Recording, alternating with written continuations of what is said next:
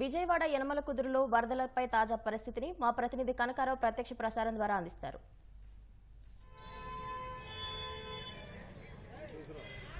విజయవాడ శివారు ప్రాంతం యనమలకుదురు పూర్తిగా జలమయమైంది. ఈ ప్రాంతాన్ని పరిశీలించడానికి స్థానిక పెరంబలూరు నియోజకవర్గ ఎమ్మెల్యే బోడే ప్రసాద్ గారు వచ్చారు. అయితే ప్రభుత్వం నుంచి ఎలాంటి చర్యలు చేపడుతున్నారు, ఈ ప్రాంతంలో ఉండే ప్రజలకి ఏ ప్రాంతం తరలించారు, సురక్షిత ప్రాంతాల్లో తరలించారా, ఏంటి వాళ్ళకి ఆహార ఏర్పాట్లు కానీ ఇవన్నీ ఎలా చేస్తున్నారని చూస్తారు. సరే, ఈ ప్రాంతం నుంచి ఇతర ప్రాంతాలు తరలించారు, వాళ్ళకి ఎలాంటి ఏర్పాట్లు చేస్తారు?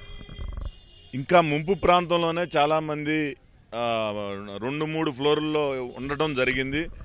నిన్న ఉదయం నుంచి హెచ్చరికలు చేస్తూ ఉన్నా కానీ ప్రజలు సహకరించాల. ఇప్పుడు దాదాపుగా 11.5 లక్షల ప్రవాహం వచ్చేసరికి ఒక ఫ్లోర్ అంతా కూడా మునిగిపోతే ప్రజలందరూ కూడా కొంచెం కంగారు పడుతూ ఉన్నారు. మీడియా ద్వారా ఒకటే తెలియజేస్తూ ఉన్నాం, ఎవ్వరూ కూడా కంగారు పడమాకండి. వరద ప్రవాహం ఉధృతం కొద్దిగా తగ్గుముఖం పట్టింది. ఇప్పుడిప్పుడే తప్పకుండా ఇప్పుడు ఎన్డీఆర్ఎఫ్, ఎస్డీఆర్ఎఫ్ రెండు టీములు కూడా పనిచేస్తూ ఉన్నాయి. ఈ పెద్దపులిపాకలో చాలామందిని బయటికి తీసుకురావడం జరిగింది. యనమలకుదురు ప్రాంతంలో నిన్నటి నుంచి ఇక్కడ దాకా రాదు అని ప్రజలందరూ కూడా అనుకోవడంతో ఈ కొద్దిమంది పైన చిక్కుకుపోవడం జరిగింది. వాళ్ళందరినీ కూడా వెంటనే ఈ పడవలు కూడా మచిలీపట్నం నుంచి బయలుదేరి ఇంకో పావు గంటలో చేరుకోబోతున్నాయి. వీళ్ళందరినీ కూడా పైకి తీసుకురావడం జరుగుతుంది. వాళ్ళకి ఆహారం కూడా కలెక్టర్ గారితో మాట్లాడటం జరిగింది. ఈ హై స్కూల్స్లో ఏదైతే పెద్దపులిపాక, ఇక్కడ యనమలకుదురు హై స్కూల్స్లో భోజన ఏర్పాటు చేయడం జరిగింది. ఇంకా ఎంతమంది ఉన్నా కానీ వాళ్ళకి ఆహారం అనేది కొరత లేకుండా చూస్తాం సార్. అలాగే వాళ్ళకి ముందుగానే సమాచారం ఏమైనా ఇచ్చామా సార్, ఈ ప్రాంతానికి ముంపుకు గురవుతుంది అని చెప్పి?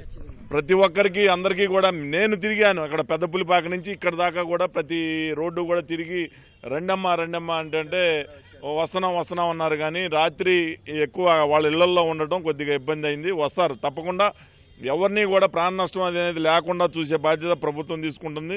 తప్పకుండా మేమందరం కూడా దానికి ఈరోజు ఇక్కడ దగ్గరుండి ఇవన్నీ కూడా చూస్తూ ఉన్నాం. ఎవరు కూడా నేను ఒకటే చెప్తా ఉన్నా, కంగారు పడమాకండి, ఏమీ ఇబ్బంది లేదు. తప్పకుండా మేమందరం కూడా ప్రతి ఒక్కరిని సురక్షితంగా బయటికి తీసుకొచ్చే బాధ్యత మేము తీసుకుంటాం.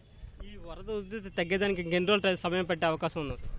నాకు తెలిసి ఈ రోజు సాయంత్రం రేపు ఉదయం లోపు తగ్గుముఖం తప్పకుండా పడుతుంది. ఇప్పటికే కొంత సమాచారం ఏంటంటే ఒక 20,000 క్యూసెక్కులు తగ్గింది అనేది బయట నుంచి వచ్చిన సమాచారం.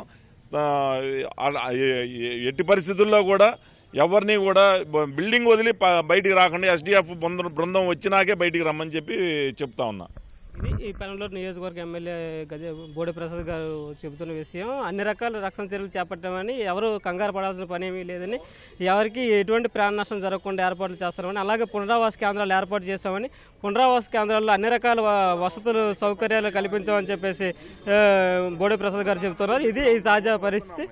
కేవలం ఎంఎస్ఎంతో కనకారావు, ఈటీవీ న్యూస్ విజయవాడ నుంచి ఓవర్ టు స్టూడియో.